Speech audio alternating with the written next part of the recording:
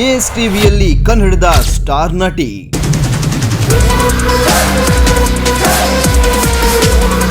Priyanka Upendra exclusive ಸಂದರ್ಶನ. 25 ವರ್ಷಗಳ cine journey, 50 ಸಿನಿಮಾಗಳ ಮೈಲಿಗಲ್ಲು.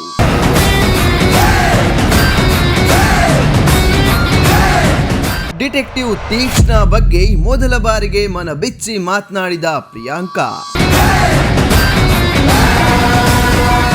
ಡಿಟೆಕ್ಟಿವ್ ತೀಕ್ಷ್ಣ ಅಂದ್ರೆ ಬಟ್ 25 ವರ್ಷ ಜರ್ನಿ ಹೇಗಿತ್ತು ನಮ್ಗೆ. ಹೂವೆ ಹೂವೆ ಆಗ್ಲಿ, ಮಲ್ಲ ಸಾಂಗ್ಸ್ ಆಗ್ಲಿ, ಅದೆಲ್ಲ ಇವತ್ತು ಕೂಡ ಜನ ಜ್ಞಾಪಕ ಇಟ್ಟಿದ್ದಾರೆ ಅಂದ್ರೆ ತುಂಬಾ ಖುಷಿ ಆಗುತ್ತೆ.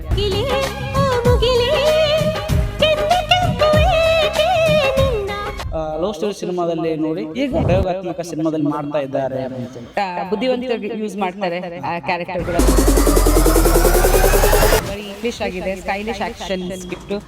ಹುಡುಗ ಒಬ್ಬ ಡೈರೆಕ್ಟರ್ ಆಗ್ತಾರೆ. ಹೊಸಬ್ರ ಹತ್ರ ಒಂದು ಫ್ಯಾಷನ್ ಇರುತ್ತೆ, ಒಂದು ಫೈರ್ ಇರುತ್ತೆ, ಏನಾದ್ರು ಒಂದು ಮಾಡ್ಬೇಕು. ಕತೆ ಯಾವ್ದು ನಮ್ಮಂದ್ರೆ ನಾವು ಏನೇನೋ ಕಾಂಟೆಂಟ್ ತೋರಿಸ್ತೀವಿ, ಅದು ಮಕ್ಕಳಿಗೆ ಸಂಬಂಧಪಟ್ಟಿರಲ್ಲ.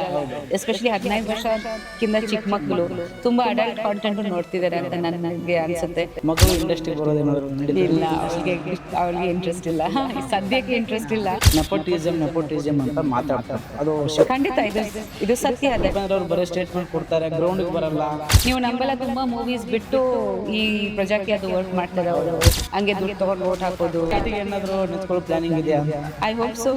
ಉಪೇಂದ್ರ ಸರ್ ಅವರು ಈಗ ಪ್ರಜೆಗೋಸ್ಕರ ಒಂದು ಸಿನಿಮಾಗಳು ಬಿಟ್ಟಿದ್ದಾರೆ ಅಂತ ಹೇಳ್ತಿದ್ರು. ರೆಡಿ ಮಾಡ್ತೀರಿ ಡೈರೆಕ್ಷನ್ ನಡೀತಾ ಇದೆ, ಆಮೇಲೆ ಹೇಳ್ತೀವಿ. ಕನ್ನಡ ಇಂಡಸ್ಟ್ರಿಯಲ್ಲಿ ವಿಚಿತ್ರವಾಗಿ ಪಬ್ಲಿಸಿಟಿ ಮಾಡ್ತಾ ಇದ್ದಾರೆ.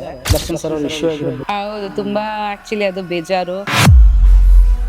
ನನ್ನ ಪ್ರಕಾರ ಫಸ್ಟ್ ಆಫ್ ಆಲ್ ಇದೆಲ್ಲ ಆಗಿದೆ, ಅನ್ಫಾರ್ಚುನೇಟ್ಲಿ. ಅದು ನಿಜ. ಮಕ್ಕಳು ಸ್ಟ್ರಾಂಗ್ ಆಗಬೇಕು, they have to face things in life. So ಇಂಥ ಮೂವಿಯಿಂದ ಇನ್ಸ್ಪಿರೇಷನ್ ಸಿಗ್ಬೋದು ಅವರಿಗೆ.